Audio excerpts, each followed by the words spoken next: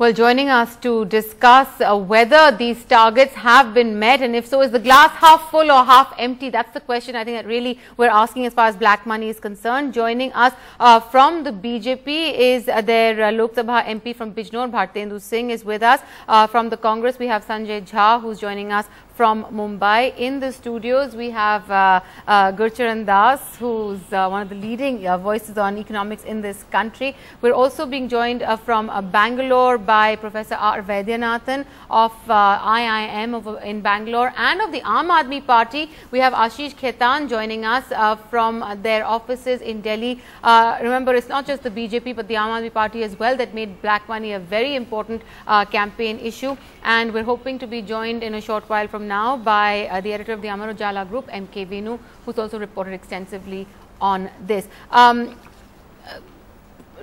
Dr. Das, I want to start actually by asking you. I'll take it to the politicians later, but essentially, you know, we heard the Prime Minister make a speech on Independence Day talking about 6,500 crore rupees that they were going to be collecting in the 3-month compliance period. Today, that number that they have disclosed is a little over half that amount. Glass half full or half empty? Well, I think, you know, the past has come to haunt BJP. We overestimate. As a country, we overestimate the black money. In fact, the black money inside the country is a far bigger problem than this black money stashed abroad. Frankly, if you think about it, the incentive for creating black money and stashing it abroad is now actually quite low, and the risk is much too high. For example, you get black money when you have very high tax rates. Now, we have very reasonable tax rates. Yeah. You have black money when you have very high tariffs because you have smuggling, and that generates black money.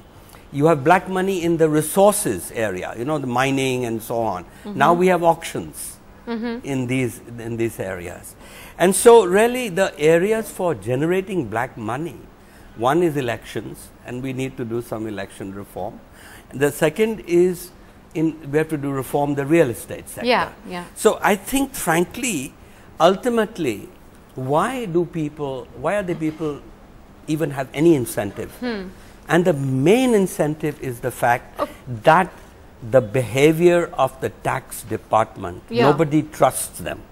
That if we could have predictable behavior based on rule of law and not arbitrary, I think a lot of people would be happy to pay tax. India has is becoming a better and better place to do business, and there's no incentive to send your money abroad, as it were. So, you know, if you ask me, let's look to the future.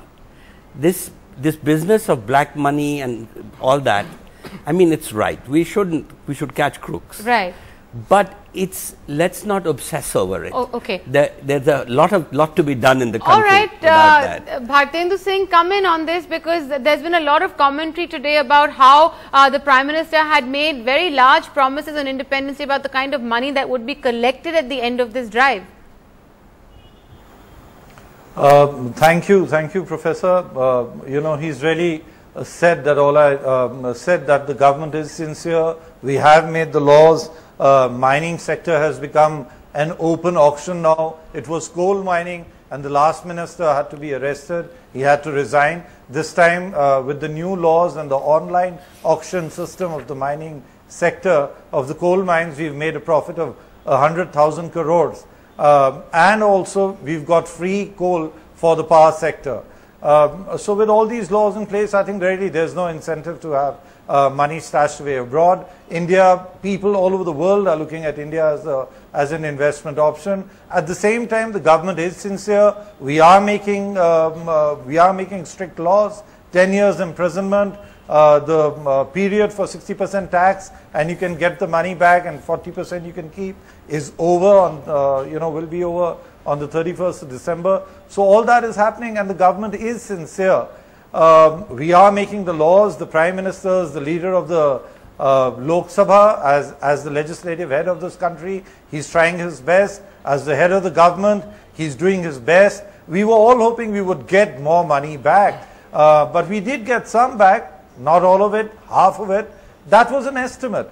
The Prime Minister gave an estimate that if we get all the money back, we will have enough money to give 15 lakh rupees to every poor man. I think there's lots that of was Indians, just to explain the amount of money poor Indians still waiting that is for that lying 15 abroad. lakhs. All right, Bhartendu Singh. Let's bring the Aam Aadmi Party and Sanjay Jha as well, both into this. Ashish Khaitan, you first, because you know the issue of black money when the UPA was in power was something that the Aam Aadmi Party was formed on the basis of tackling corruption in the country. Today we're seeing this amount that's been declared by the government, 3,770 crore rupees. How do you react to this? Well, in an economy of 2 trillion, which according to the Prime Minister is actually 8 trillion, 3,000 crore rupees or 3,700 crore rupees or even 6,500 crore rupees, which now seems to be an illusory figure, a much exaggerated figure that the Prime Minister quoted, looks chicken feed. And it looks chicken feed when you compare this figure with the figure that the Prime Minister, when he was running for Prime Ministership, used to quote in his election rallies, which was 80 lakh crore rupees. And he used to promise that 15 lakh rupees would come into everyone's account within 100 days after NDA would come into power. Now we all know that that was all Jumla. And Amit Shah nonetheless has conceded that was Jumla. Now even if we agree that was a Jumla, now 3,500 crore rupees of compliance, according to me, I think is a damn squib. So we should now start with that it is actually a damn squib. There is no credible action against black money, and certainly nobody in the country, including expert, would say that 3,500 crore rupees of declaration of black money can by any measure be deemed as a success for this government, on the front of mopping up black money or making black money disclosed. Now that's one. Number two. Can I just make one more point? Very quickly, Ashish. We'll go to Sanjay now, as well. There is another kind of black economy that exists in the country. Gurcharan Das talked about it, that one of the biggest consumer of black money is political parties. Now, BJP, which collects 90% of its donations in cash, 95% of its donations come from undisclosed donors, which has been indicted by the Delhi High Court for violating FCRA. How can you, by any imagination, believe that this BJP, which fights its election with the strength of black money, can ever act against black money? Right, okay, Ashish Khaitan, we'll take your point. Sanjay Jha, I'm sure you and Ashish Khaitan will be sort of on the same side right now, but you know, there are many people who say this is much better than the UPA had managed to do. Even 3,500 crore rupees or 3,700 crore rupees they're talking about is 3,700 crore more than we saw in the UPA's time.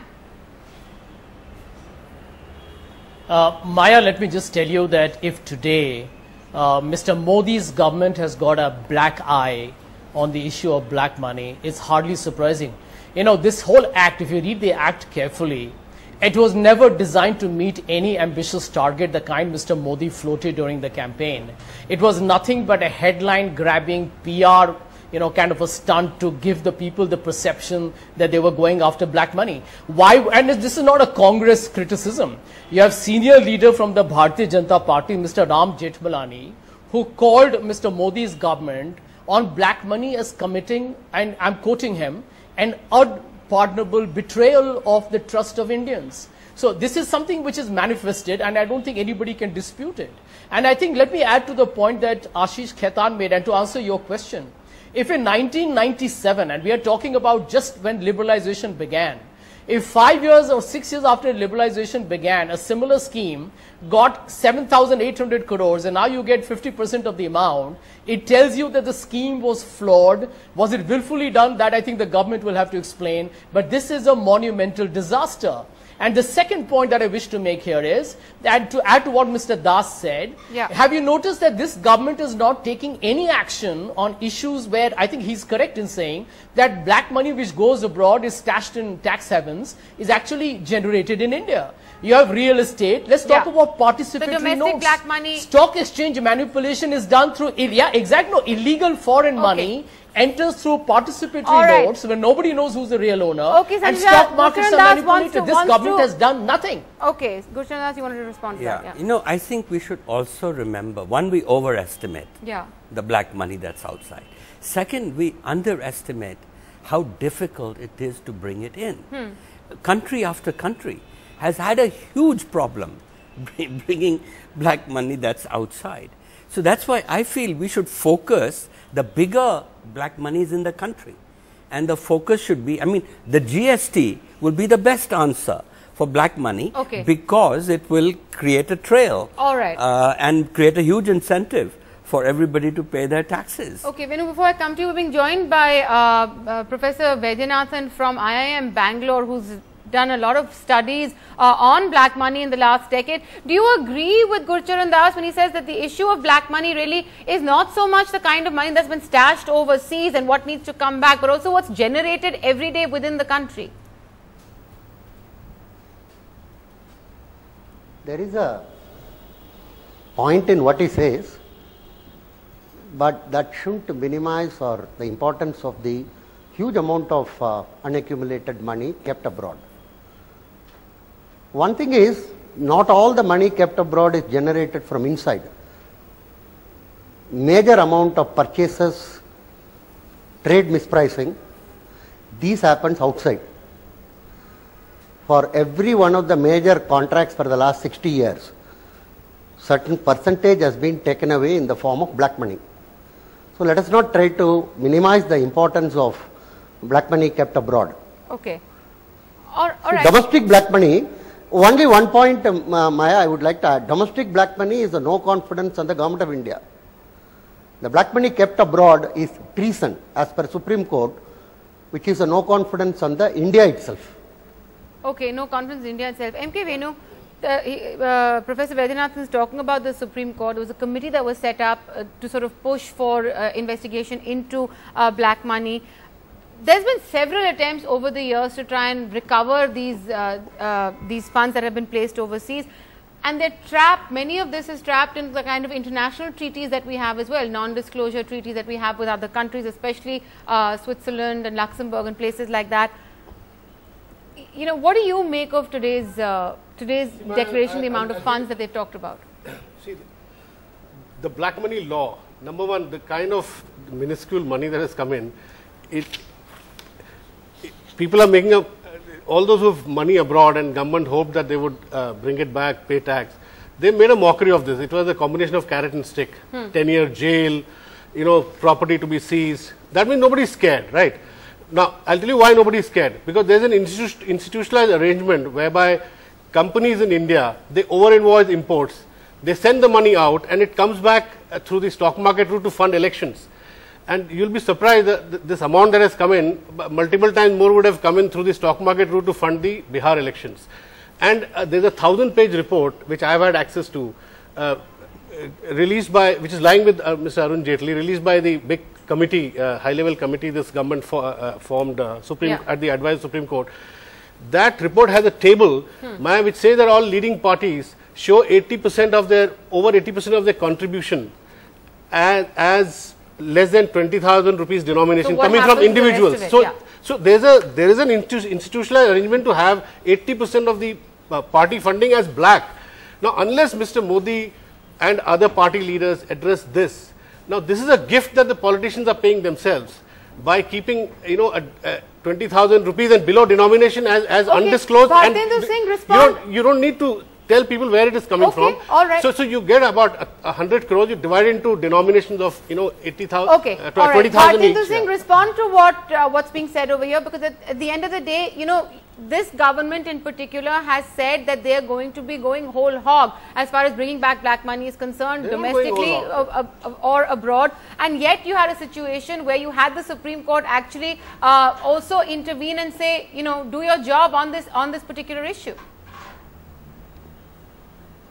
So, as I said earlier, we have made the laws. The law has been made, a financial intelligence unit has been set up, And as far as the black money being used by political parties is concerned, the BJP has come up with a program by which people will be contributing by check. Party workers and all of us are going to contribute by checks. And we are encouraging people to give us money by checks. But you're still and the party 80% is also giving us money for fighting our elections by checks. We open our bank accounts and the money that I received as a candidate for fighting my MP election was received by check by me, which was used for me by. So we are making a step. It might be a little step, but it is a step in the right direction as promised by the Prime Minister. Mr. Bhartendu, 80% of your funds are still in denominations of 20,000 rupees and less, given not by individuals whose names are not known. But not just the BJP, other political parties all as well. parties. Sanjay Jha and Ashish Khaitan, one by one, come in on this. Sanjay Jha. Can I just say one thing? Yeah, okay, Ashish, all right. Sanjay, you let Ashish say one thing. A new party like Aam Aadmi Party, a new party like Aam Aadmi Party, which gets 95% of its funding through check, a new party, a small party, we are a small fish in the pond, we just have a small government in Delhi, it gets 95% of its funding through check, 1 crore, 2 crore, 5 crore, can be any amount. While a party like BJP, which is almost like 50, 60-year-old party in different avatars, which is having government in more than half a dozen states, which is in power in center today, has been in power several times in the past, wants everybody in this country to believe that they have contributors who have 20,000 and less than 20,000 rupees. Can you believe that? It is the most well-oiled and institutional way that political parties like BJP has set up to convert black money into white. Now when you run a Prime Minister's campaign, an election campaign on the strength of black money which runs into thousands of crores of rupees, then after coming into power you make one law and say that we have done a bit, we have made a law. Okay. This kind of a law is an eyewash. Okay, Sanjay Because Jha, you have to walk the talk and you have to set your own house in order, and tomorrow you say that as Prime Minister I am saying that my party will not take a single penny except through check. Okay, all right. Then you would say that yes, this government is really well meant and intending to but Ashish Khaitan, tackle the problem of black money. I will repeat what I was just saying in the studio as well. That's not just an issue as far as the BJP is concerned. Let's pose that same question to the Congress. Sanjay Jha. Well, I can tell you, Maya, there is absolutely no dispute on that you definitely, I think it's imperative to have transparent political funding. And I think no matter what the debates are on RTI coming on political parties, definitely as far as the financial aspect of fundraising is concerned, that needs to be made transparent, and I will be very categorical on that. I want to make one quick point here. This government, despite the massive public and media outcry, needs to explain why is the man responsible for several shenanigans and seen as a manifestation of black money called Lalit Modi still sitting in London, despite all the talk and all the hullabaloo that happened and the talk of a red corner alert. Nothing is happening. It tells you about the intentions of this government. Secondly, the critical point that 15 lakh that Mr. Modi promised is never ever going to come into anybody's account, for the simple reason, as already some panelists like Mr. Venu has mentioned, there are issues with gold and diamond trading. There are issues with real estate. There are issues with participatory notes. How do you streamline the system? With regards to export, import, and under All right, invoicing. Sanjay Jha, just a minute. This government has done nothing over the last several months to try and what I call is put a lid on domestic creation of illegal money. All right. As far as the foreign money is concerned, its will part is clearly under public scrutiny. Okay, Gurcharan Das. I mean, what Sanjay Jha is spouting is such hypocrisy, because Congress had 60 years to do those things. And frankly, the answer, as we started by saying, is to do the kind of reforms that we need, as the kind we have already done, say, in auctions and things. Now, for the major generators of black money, partly GST will take care of it, but partly I think electoral reform has to be a priority. for our country, and You transparent start from funding. there and then you move. Transparent Alright. funding has to be. MK Venu, But ma'am, I'll tell you- in 1997, there was another attempt for this sort of voluntary disclosure scheme. There was It got- amnesty offered it got at that time. 7,800 crore, yeah. Yeah, okay. And if you in today's value, that would be over 35,000, about 30,000 crore, much more than what. But what I'm saying is, But that's because amnesty was offered. This time Yeah. there is no question of amnesty, yeah, okay, right? okay. Now, what I'm saying is, No, there is an I- amnesty clause. There is There is an what I'm amnesty saying is, clause, the unless compliance window is an amnesty clause in this current act. Okay.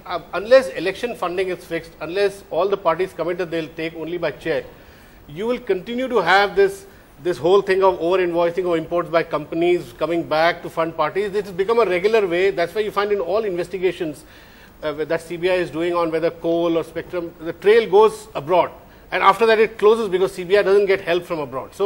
So this is a circular process. So the money doesn't stay abroad; it keeps coming back.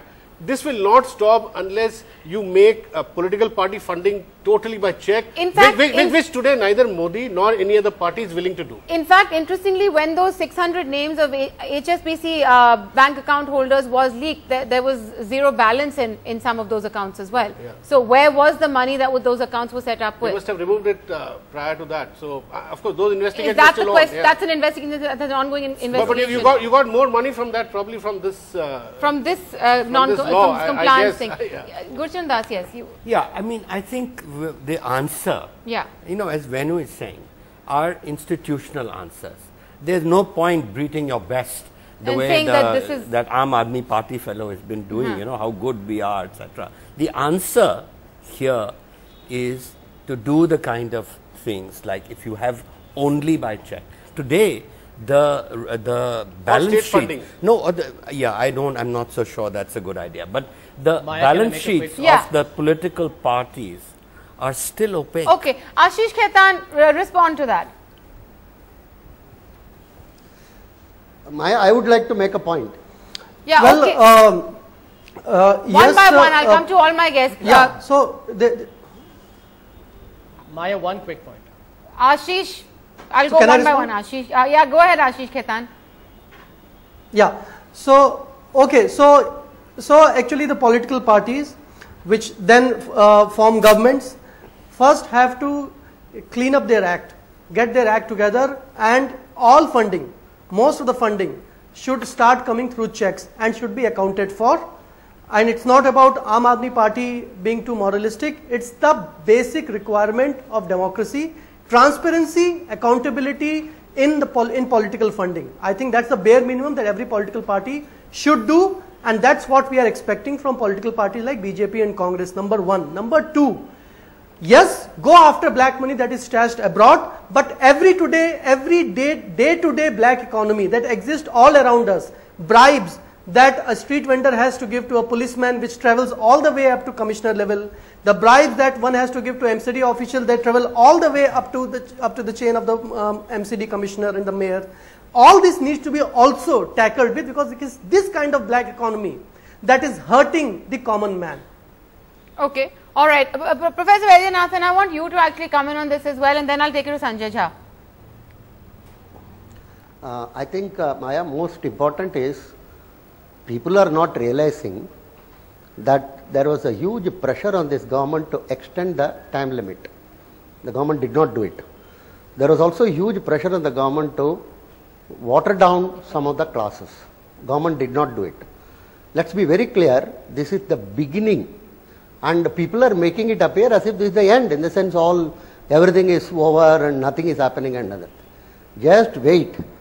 If you read the regulations and the laws very clearly, and with German, France and US, all three determined to close down all the tax havens, and I am very confident our PM is a man of action, not a man of just telling all these things.